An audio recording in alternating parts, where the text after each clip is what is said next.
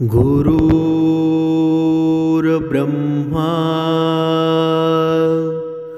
गुरुर्विष्णू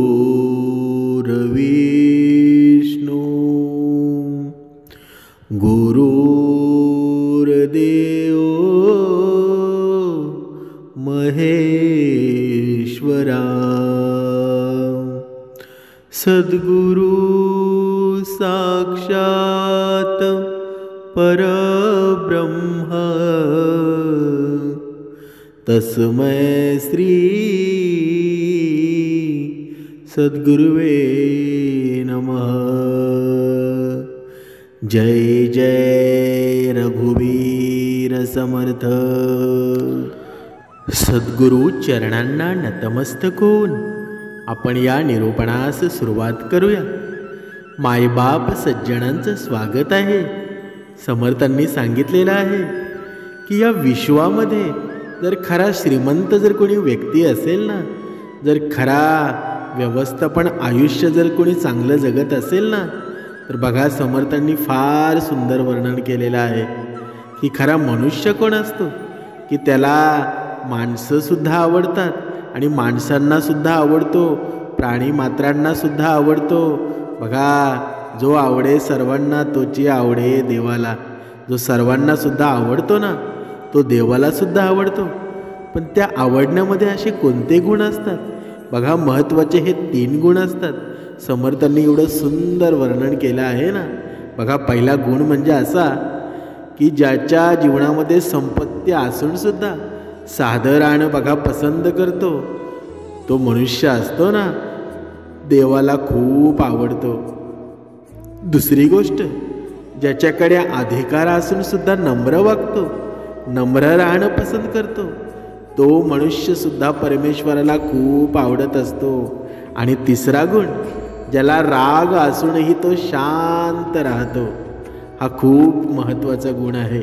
आणि हे 3 गुण ज्याच्याकडे आहेत ना, ते बघा या मानव देहातून संत देहाकडे बघा निर्माण होत जातात। आणि हे संतांकडे हे 3 गुण एवढे कटाक्षाने भरलेले आहेत ना। बघा, ज्या माणसामध्ये हे जर 3 गुण असतील ना, तर तो खरंच संत देव रूपाला प्राप्त होतो। म्हणून समर्थांनी सांगितलेलं आहे की आजचा हा कलियुगातला मानव आहे ना, बघा त्याला नेहमी त्याच्या मनामध्ये द्वेषाची भावना असते। बघा, कुणाला तो मदत तर करत नाही, पण कुणाचा रस्ता अडवण्याचा प्रयत्न करतो, तर कुणाची जिरवण्याचे प्रयत्न करतो, तर कुणाची लावालावी करण्याचा प्रयत्न करतो। पण समर्थांनी सांगितलेलं आहे, बघा जिथे समर्थ वचन असतात ना, समर्थ वाणी असते, बघा ते शब्दांना कशी कलाटणी मिळत असते। समर्थांनी सांगितलं आहे, जर कुणाचा रस्ता अडवायचा असेल ना, तर तो रस्ता अडवू नकोस। जर तुला अडवायचं असेल तर पाणी अडव। जर तुला कुणाची जिरवायची असेल ना, तर ती जिरवण्यापेक्षा पाणी जिरवा। आणि कुणाची लावालावी करण्यापेक्षा तुम्ही झाडे लावा। बघा, सुंदर विचार समर्थांनी। आणि ह्या निसर्गाशी जडलेलं हे नातं बघा आजसुद्धा आपल्याला झाडे लावायला समर्थ सांगत असतात। झाडे लावा, झाडे जगवा। कारण ही पृथ्वी, हा निसर्ग जर सुंदर राहिला तर या मनुष्याला ऑक्सिजन मिळेल, सर्व काही एकदम व्यवस्थित मध्ये घडेल।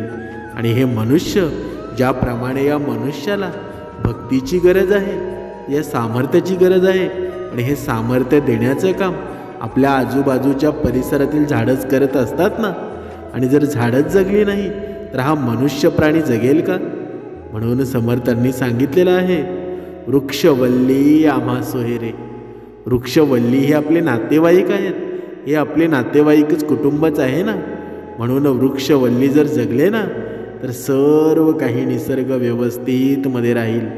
बघा, ज्या झाडांपासून आपण फळं खातो, बघा फळं भेटतात, सर्व काही भेटतात, तीच जर या निसर्गामध्ये राहिली नाही तर मनुष्य प्राणी जगेल का?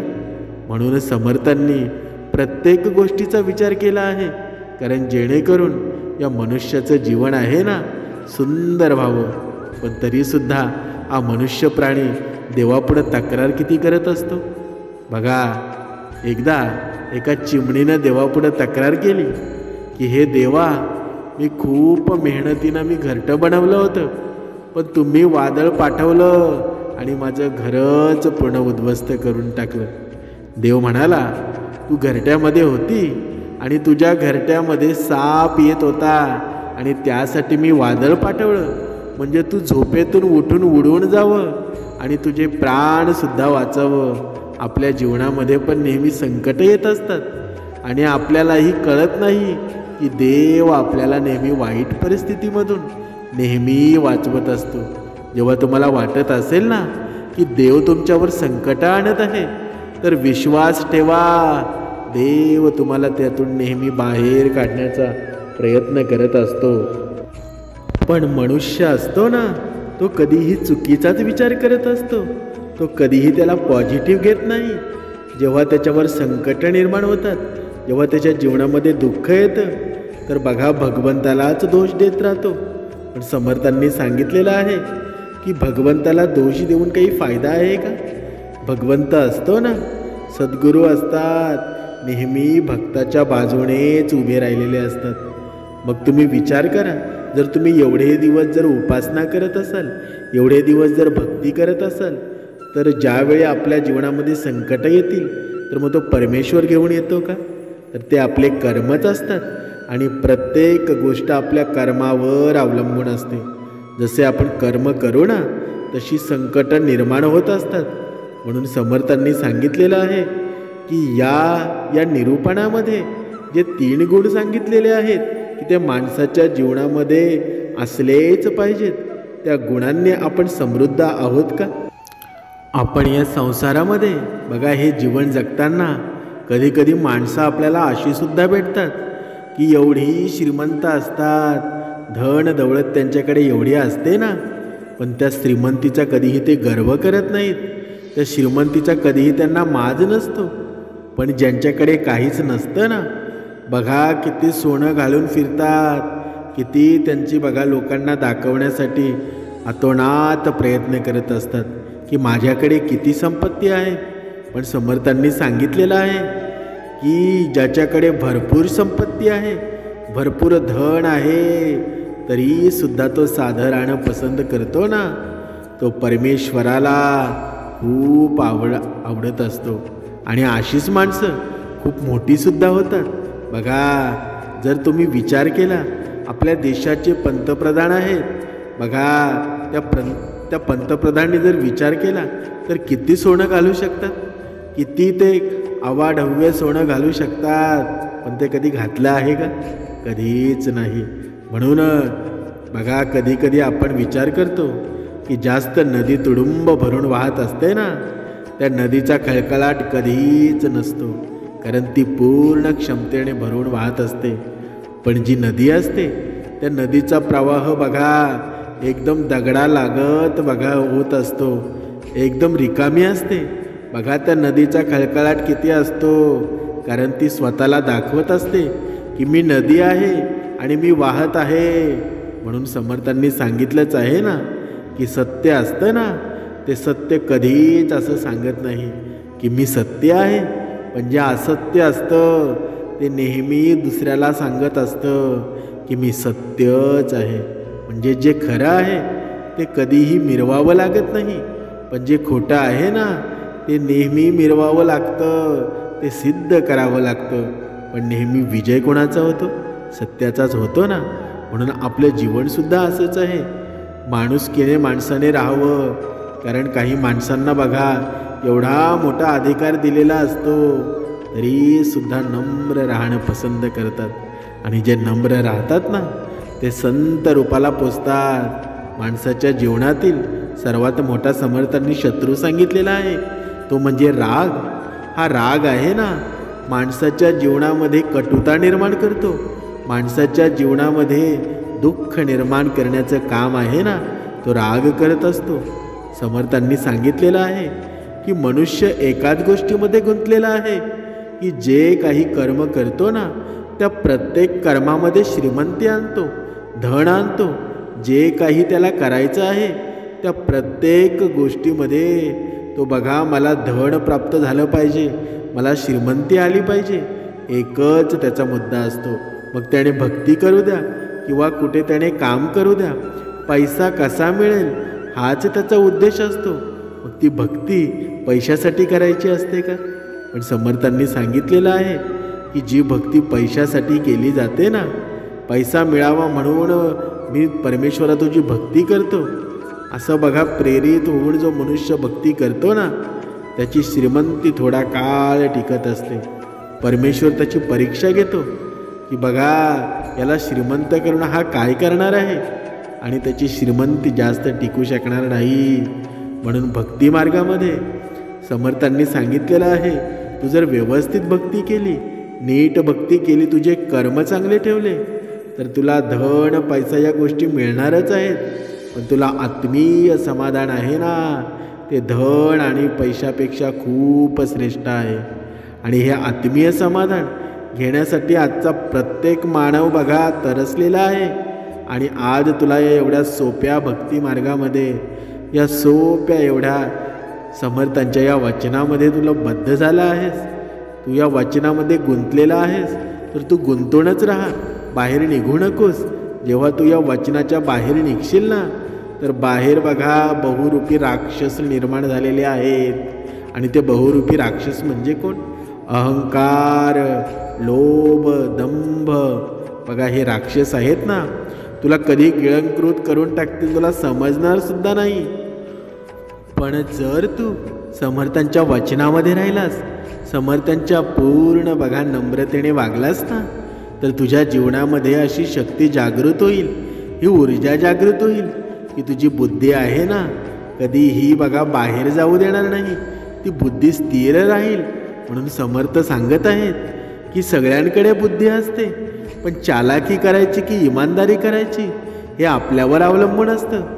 पण जर चालाकी करायची असते ना, पण ती चालाकी असते ती 4 दिवस टिकत असते, आणि इमानदारी असते ती आयुष्यभर टिकून राहते.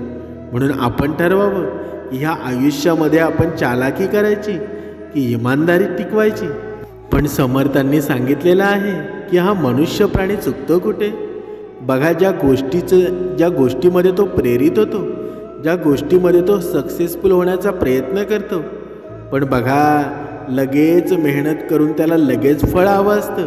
पण समर्थांनी सांगितलेलं आहे की बघा प्रत्येक गोष्टीचा एक कालावधी ठरलेला असतो. संकटाचा काळसुद्धा असतो ना, प्रत्येकाचा ठरलेला असतो, आणि तो कायमच कुठेच मुक्कामाला राहत नसतो. परिस्थिती कशीही असू द्या, जगण्यासाठी हिंमत कायम ठेवली पाहिजे. कारण योग्य वेळ आल्यावर ना, आंबट कैरी असते बघा, आंब्याचं झाड असतं, ती आंबट कैरीसुद्धा गोड आंब्यामध्ये परावर्तित होत असते. म्हणून जोपर्यंत तो आंबा पिकलेला नाही तोपर्यंत त्याला तोडू नका. तो बघा पिकण्याची वाट बघा, योग्य ती वेळ आली ना की तुम्हाला तो आंबा झाडावरून पाडावा लागणार नाही, तो आपोआप तुमच्या जवळ पाडला जाईल, आपोआप जमिनीवर येईल. पण मनुष्य मात्र एवढा अधीन झालेला असतो की त्याला लगेच सर्व काही पाहत असतं, लगेच सर्व काही गोष्टी पाहत असतात. बघा एखादा अंधळा माणूस असतो, एका मंदिरामध्ये जातो, आणि मंदिरामध्ये दर्शन घेत असलेले लोक त्याला बघून म्हणतात बघा, बोलू लागतात, दर्शनाला आलाय, देवाला बघू शकणार नाही. बघा ते लोक म्हणतात की तू दर्शनाला आलाय, तू तर आंधळा आहेस, तू देवाला कसा बघणार? बघा तेव्हा आंधळा माणूस तो भक्त समर्थांचा असतो. तो काय म्हणतो, काय फरक पडतोय, माझा देव तर मला पाहतोय ना. बघा हा माणसाचा दृष्टिकोन आहे ना, हा दृष्टिकोन जर बदलला ना, दृष्टिकोन जर चांगला असेल, तर तुम्हाला या जीवनामध्ये, या बघा या निसर्गामध्ये प्रत्येक गोष्ट सुंदर दिसेल. पण आपला दृष्टिकोन जोपर्यंत बदलत नाही तोपर्यंत ही दुनिया कधीच तुम्हाला चांगली दिसणार नाही.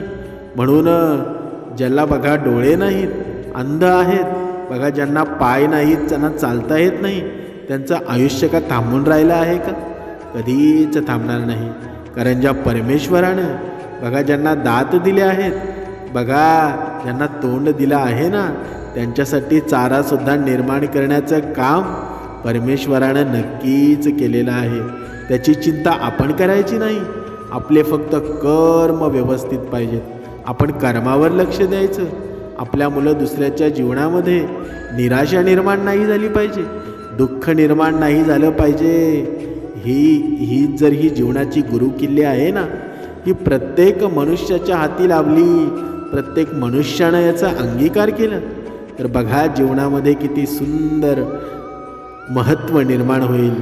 बघा नक्की मनुष्याच्या जन्माचं सत्य काय आहे, या जीवनाचं नक्की सत्य काय आहे. बघा एका उदाहरणाद्वारे आपण स्पष्ट करूया. एक विद्वान साधू होते. बघा त्यांचा एक आश्रम सर्वांसाठी खुला होता. बघा आपण बघतो की ज्या आश्रम असतात बघा सर्वांसाठी, प्राणी मात्रांसाठी, बघा जो श्रीमंत असो किंवा कोणी गरीब असो, सर्वांसाठी साधू संतांची आश्रमं असतात ना, ती सर्वत्र खुलीच ठेवलेली असतात. बघा सर्वांना त्यांचं शिष्य बनायचं होतं. काही लोकांना बघा साधू सरळ आपल्या आश्रमात घेत होते, तर काही जणांना म्हणत होते तू एक दिवस एक रात्र स्मशानभूमीत जाऊन राहा.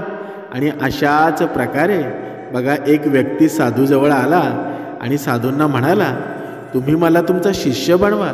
साधू त्या व्यक्तीला म्हणाले तुला माझा शिष्य बनायचं असेल ना, तर एक पूर्ण दिवस स्मशानभूमीमध्ये तुला घालवावा लागेल आणि त्यानंतर तू त्या ठिकाणी जेही काही शिकशील ना ते मला येऊन सांग. बघा त्यानंतर तुला माझ्या आश्रमामध्ये घेतलं जाईल. बघा हे सर्व ऐकून तो व्यक्ती अगोदर घाबरला आणि तो साधूला म्हणाला दिवसा तर ठीक आहे, पण रात्री स्मशानभूमीत राहणं माझ्यासाठी खूप खतरनाक आहे. कारण साधू म्हणाले बघा आपल्याला पण कोणी सांगितलं की रात्री स्मशानभूमीमध्ये एक रात्र काढ, आपण काढू का. बघा आपल्याला सुद्धा भीती वाटेल. बघा मग नंतर ते साधू म्हणाले कसला खतरा. ती व्यक्ती म्हणाली त्या ठिकाणी भूत आणि प्रेत असतात, ते मला पकडतील. साधू म्हणाले तू कधी भूत आणि प्रेत पाहिलं आहेस का. ती व्यक्ती म्हणाली नाही, पण मी ऐकलं आहे, काही लोकांना पाहिलं आहे ज्यांच्यामध्ये भूत येतं, ते विचित्र वागतात. तेव्हा साधू म्हणाले मग तर तुझ्याजवळ हा सोनेरी अवसर आहे, हे माहीत करून घ्यायचं की भूतप्रेत असतात की नाही. बघा तू त्या ठिकाणी एक दिवस आणि एक रात्र घालव आणि मग विश्लेषण करून सांग की भूतप्रेत असतात की नाही. जर तुला ते मिळाले ना तर त्यांचं विश्लेषण कर की ते कसे दिसतात, कसे असतात. आणि जर नाही मिळाले तर मग तुला हे सुद्धा माहीत होईल की भूतप्रेत नसतातच. तू घाबरू नकोस, ज्या ठिकाणी जी पण घटना होईल तू मला येऊन सांग. बघा ती व्यक्ती म्हणाली ठीक आहे गुरुदेव, जर तुमची हीच इच्छा असेल ना तर एक पूर्ण दिवस आणि रात्र मी स्मशानभूमीमध्ये घालवेल. आणि पुढे साधू म्हणतात ठीक आहे, आता तू आश्रमामध्ये आराम कर आणि उद्या सकाळीच स्मशानभूमीमध्ये निघून जा. बघा साधूंनी आपल्या या 4 शिष्यांना सांगितलं ती व्यक्ती उद्या स्मशानभूमीमध्ये जाणार आहे, तुम्ही त्याच्या पाठीमागे जावा आणि त्याच्यावरती योग्य ती नजर ठेवा, त्यांची काळजी घ्या. पण लक्षात ठेवा त्याला ही गोष्ट माहीत झाली नाही पाहिजे की तुम्ही त्याच्या पाठीमागे गेला आहात. बघा दुसऱ्या दिवशी ती व्यक्ती साधूजवळ गेली आणि म्हणाली जसं तुम्ही म्हणाला होता ना तसं मी स्मशानभूमीमध्ये जात आहे. आणि त्या साधू त्या व्यक्तीला म्हणाले ठीक आहे, आता तू जाऊ शकतोस. ती व्यक्ती स्मशानभूमीमध्ये जाते आणि दुसऱ्याच दिवशी ती व्यक्ती साधूजवळ येते. त्याला पाहून साधू हसू लागतो आणि म्हणतो तू एक पूर्ण दिवस आणि एक पूर्ण रात्र त्या ठिकाणी घालवलीस, तू काय पाहिलंस आणि त्यातून काय बोध घेतलंस. बघा ती व्यक्ती म्हणाली मी त्या ठिकाणी सकाळी सकाळी गेलो.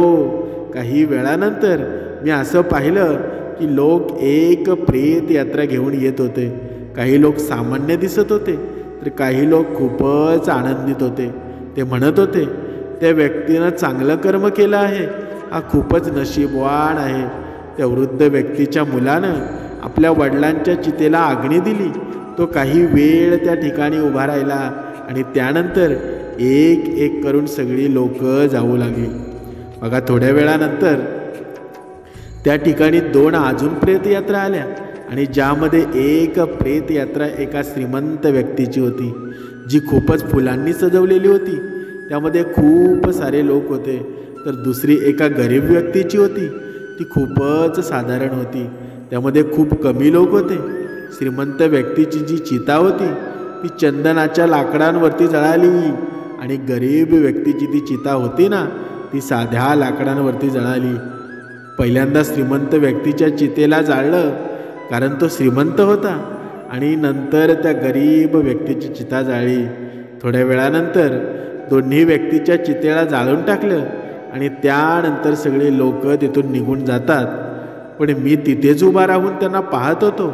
साधू म्हणाले, त्यांच्या चितेला पाहून तुला काय समजलं? ती व्यक्ती म्हणाली, गुरुदेव, दोन्हीही चिता समान होत्या. दोघांचे पण शरीर पण त्या चितेमध्ये एकसाथ जळत होतं. त्यानंतर दोघं पण त्यामध्ये जळाले. शेवटी जे राहिलं ना, ते पण एकसारखंच होतं.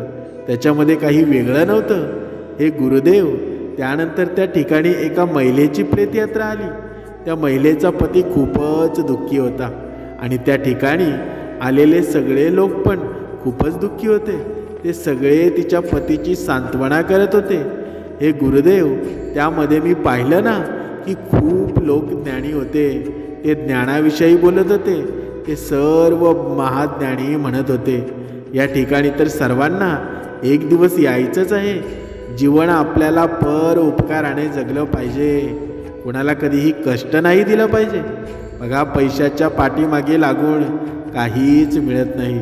शेवटी आपल्याला सर्वांना एक ना एक दिवस स्मशानातच जायचं आहे. यानंतर तिथे कोणी नाही आलं आणि मी सगळी रात्र तिथेच बघा काढली आणि दुसऱ्या दिवशी मी तुमच्याजवळ आलो आहे. बघा, पुढे साधू म्हणतात, तुला ज्या ठिकाणी भूतप्रेत दिसलं, ती व्यक्ती म्हणाली, नाही, मला तिथे काहीच दिसलं नाही. त्या ठिकाणी काहीच नव्हतं. पूर्ण रात्र मी स्वतःशीच घाबरत होतो आणि झाडाच्या पानाला घाबरलो, प्राण्यांच्या आवाजाला घाबरलो, पण पूर्ण रात्रीमध्ये मला भूतप्रेत नजर आली नाही. बघा, साधू म्हणाले, ठीक आहे, आता तू जा आणि आश्रमात आराम कर. उद्या परत एक दिवस आणि पूर्ण रात्र स्मशानभूमीमध्ये घालवावी लागेल. हे ऐकून ती व्यक्ती म्हणाली, तुम्ही काय बोलत आहात? तुमच्या इच्छेनुसार मी पूर्ण दिवस आणि पूर्ण रात्र त्या ठिकाणी थांबलो. तो वेळ मी कसा घालवला मलाच माहीत. आता मी परत त्या ठिकाणी नाही जाणार. बघा, साधू म्हणाले, हे बघ, महत्त्वाची गोष्ट तुला त्या ठिकाणी जाऊन मिळणार आहे. मी तुला अजून मिळालेली नाही. तू एक दिवस आणि एक रात्र अजून तिथे थांब, तुला ती गोष्ट अवश्य मिळेल. ती व्यक्ती बघा म्हणाली, ठीक आहे, मी तुमच्या इच्छेनुसार अजून एकदा जातो. असं म्हणून बघा तो पुन्हा आश्रमातून आराम करू लागला आणि दुसऱ्या दिवशी तो परत साधूंचा आशीर्वाद घेऊन तिथून स्मशानभूमीकडे निघाला. बघा, एक पूर्ण दिवस आणि रात्र घालवल्यानंतर तो दुसऱ्या दिवशी परत साधूजवळ येतो आणि साधू म्हणाले, तुला ती गोष्ट मिळाली का? बघा, हो, मला ती गोष्ट मिळाली. साधू म्हणाले, मग सांग, तुला त्या ठिकाणी काय मिळालं? बघा, तो म्हणाला, मी पाहिलं की काही लोक संध्याकाळी मला प्रेतयात्रावर घेऊन येत आहेत. माझ्या पाठीमागे काही 15-20 लोक चालत आहेत आणि मला 4 खांद्यावरती उचलला आहे. माझे वडील पुढे पुढे चालत आहेत. काही लोक माझ्यावरती फुलं टाकत आहेत आणि माझे काही नातेवाईक माझ्या पाठीमागे चालत आहेत. ते लोक खूपच दुःखी होते. माझे वडील आणि भाऊ बघा खूपच दुःखी होते. त्यामध्ये काही जण दुःखी असण्याचं नाटक करत होते, तर काही लोक माझ्या वडिलांचं सांत्वन करत होते आणि तिथेच दूर उभा असलेला माझा भाऊ खूपच दुःखी आहे. काही लोक त्याला सांत्वना देऊन म्हणत होते, आता तूच सगळ्यांचा एकटा वारस आहेस. तर काही लोक त्याला म्हणत होते की हे चुकीचं झालं. अजून हा मुलगा तर तरुण होता, अजून तर त्याने काहीच पाहिलं नाही आणि त्याचबरोबर अशी घटना घडली. नंतर मला चितेवरती ठेवण्यात आलं आणि सगळा क्रियाक्रम करण्यात आला. मी हे सगळं चितेवर झोपून पाहत होतो. मला त्या चितेवरून उठायचं होतं, पण मी उठू शकलो नव्हतो. मला श्वास घ्यायचा होता, पण श्वास घेऊ शकलो नव्हतो, कारण माझ्यामध्ये श्वासच नव्हता. मला माझ्या वडिलांच्या गळ्यामध्ये पडायचं होतं, पण मी उठू शकत नव्हतो. मला माझ्या भावाला भेटायचं होतं, त्याला म्हणायचं होतं की तू आईवडिलांची काळजी घे, पण मी फक्त झोपून पाहत होतो, काही करू शकत नव्हतो. त्यानंतर माझ्या चितेवर लाकडं ठेवली जात होती, माझं तोंड पण झाकलं गेलं, मला आता त्या कपड्यांच्या बाहेर काही दिसतसुद्धा नव्हतं.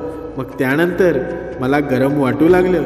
मग मी पाहिलं की मला जाळलं जात आहे, माझा हातपाय जळू लागले, माझी हाडं, माझी त्वचा, सगळं काही जळू लागलं. हळूहळू आगणी अजून वाढू लागली. मला तिथून उठायचं होतं, माझा दम घुटत होता, मला श्वास घ्यायचा होता, पण मी असं काहीच करू शकलो नव्हतो. मी त्या आगणीमध्ये पूर्णपणे जळून खाक झालो. मी पूर्ण रात्र स्वतःलाच असं जळत पाहत होतो.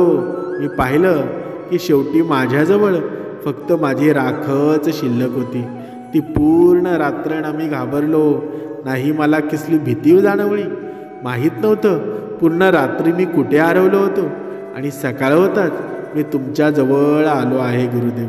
बघा, साधू हसले आणि म्हणाले, आता तू आश्रमामध्ये राहू शकतोस आणि वास्तवात ध्यान आणि ज्ञान घेण्यासाठी ध्यान बीज आपल्यामध्ये असणं खूप गरजेचं आहे. ते बीज तुला काल रात्री त्या ठिकाणी मिळालं आहे. जेव्हा तुला माहीत झालं की त्या ठिकाणी सगळं नश्वर आहे, या जगातील सगळे व्यक्ती स्मशानभूमीत गेल्यानंतर हे तर पाहतातच की सगळ्यांना एक दिवस तिथे जायचं आहे, पण जसं तिथून बाहेर येतात तेही सगळं विसरून जातात आणि मग परत आपलं आयुष्य जगत राहतात. तसंच कर्म करतात, तसंच अधर्म करतात, तसाच लोभ करत असतात आणि तसंच दुष्टपणासुद्धा दाखवतात. म्हणून समर्थांनी सांगितलं आहे, बघा, या स्मशानभूमीमध्ये जातात, सगळे धार्मिक होतात.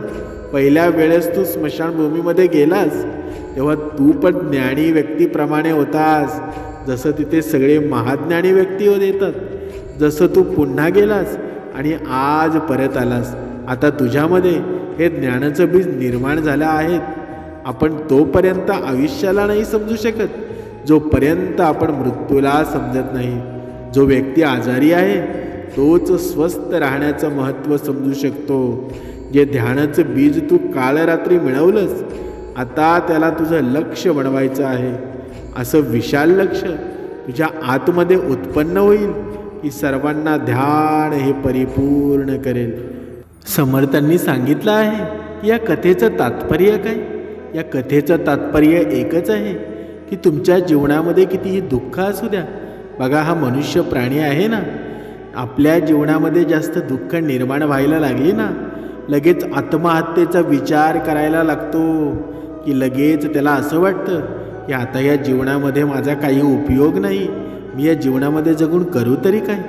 पण समर्थ त्याला सांगत आहेत की जर तुला या जीवनामध्ये सत्यता हवी असेल ना, नक्की सत्यता काय आहे, तर स्मशानभूमीमध्ये जाऊन राहा आणि तिथे बघ या प्रेतांची कशी, बघा, पूर्ण प्रेतं जळतात, शेवटी त्यांची राख होते. पण जर तिथे जर वास जर कोणाचा असेल ना, आपली दृष्टिकोन असतो तो प्रत्येकाला, बघा, आपली जागा दाखवत असतो. जर तू तिथं देवाचा वास निर्माण केलास तर तू तिथे ध्यानाला बसवून तुला भूत प्रेत दिसणार नाही, फक्त भगवान भोलेनाथांची मूर्ती तुला तिथे दिसेल, भगवान भोलेनाथांचं रूप तुला तिथे दिसेल.